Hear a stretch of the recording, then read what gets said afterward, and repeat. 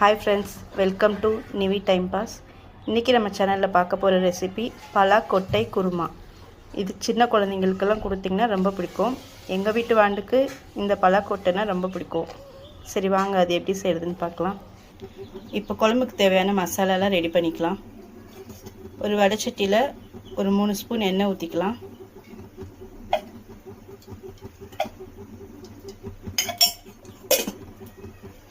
ஒரு கைப்பிடி தேங்காய்,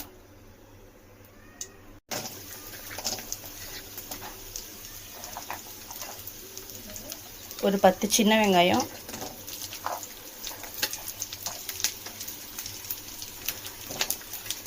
ஒரு 10 பல் பூண்டு போட்டு வதக்கிக்கலாம். ஒரு 8 இல்லை 10 பச்சை மிளகாய். நீங்கள் உரப்பு சாப்பிடுவீங்கன்னா 2 ஜாஸ்தி போட்டுக்கலாம். இல்லை உரப்பு கம்மியாக சாப்பிடுவீங்கன்னா 8 பச்சை மிளகாய் போதும்.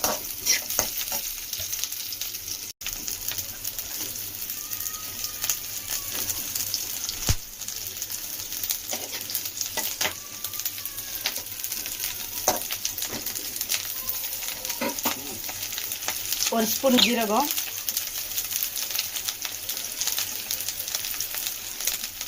ஒரு ஸ்பூன் சோம்பு, ஒரு ஸ்பூன் மிளகு, ஒரு அரை ஸ்பூன் மஞ்சள் தூள், இதெல்லாம் சேர்த்து வதக்கிக்கலாம்.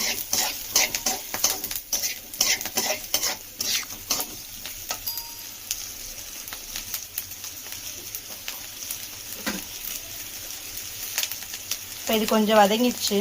ஒரு தக்காளி போட்டுக்கலாம்.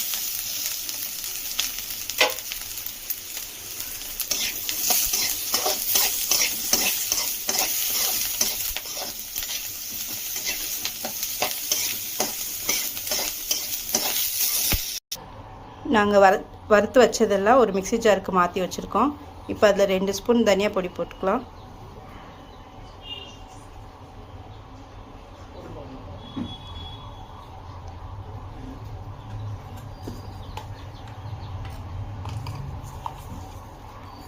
அரை ஸ்பூன் கசகசா.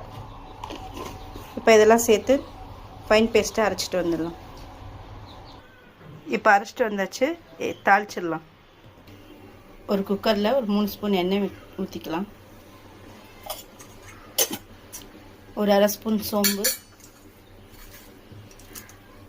பிரிஞ்சி இலை, 2 பட்டை, 3 கிராம்பு, இதெல்லாம் போட்டுட்டு கொஞ்சம் கருவேப்பிலை போட்டு வதக்கிடலாம்.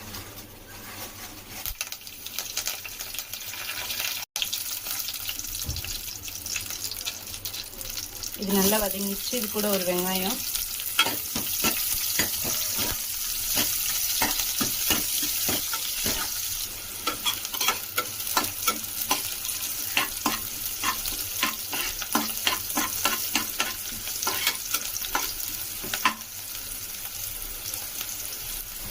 இது வதங்கிச்சு. இது கூட ஒரு 2 தக்காளி போட்டுக்கலாம். பெரிய தக்காளி தான் 1 போதும்.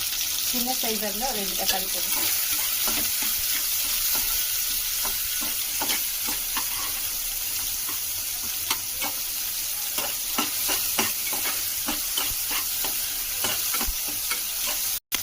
தக்காளி நல்லா வதங்கிடுச்சு. இப்போ இது கூட பலாக்கொட்டையை போட்டுக்கலாம்.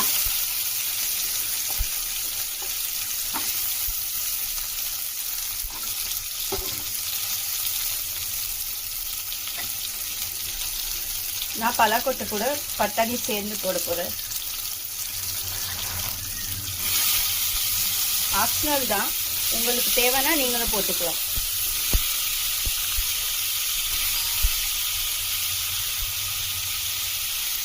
தேவையான அளவு உப்பு போட்டு வதக்கிக்கலாம்.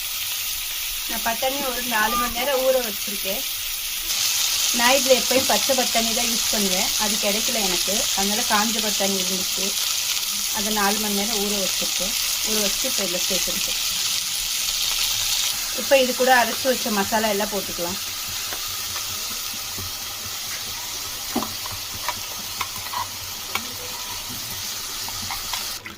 இது கூட கொஞ்சம் தண்ணி சேர்த்துடலாம்.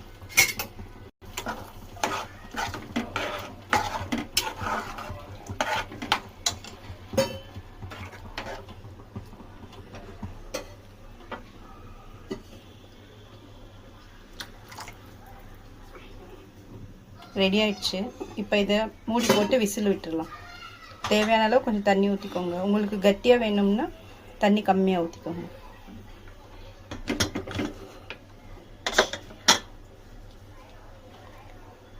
ஒரு 4 விசில் வரட்டும்.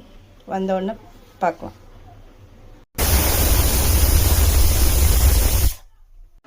நாலு விசில் வந்துச்சு. குழம்பு எப்படி இருக்குன்னு பார்க்கலாம்.